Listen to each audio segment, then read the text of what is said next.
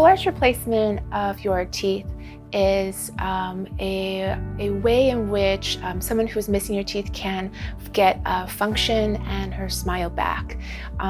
It can be either dentures, or it can be implant supported dentures. Either way, it's giving you a way for you to chew, to smile, and just to be more confident in life. I get a few common questions about, what does it take to get a full arch set of teeth?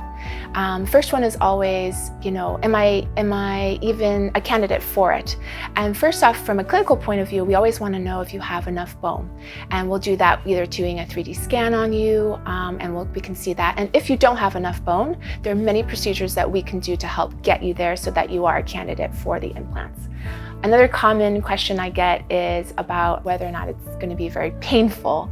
And I would say, it is a type of surgery, but we have plenty of anesthetic options for you so that you're very comfortable during the procedure. Teeth can be a big part of who you are, and we here at our office are able to help you get the smile that you want. We have all the resources here, from the surgery to the prosthetics to the state-of-the-art technology, to get you to the smile that you want.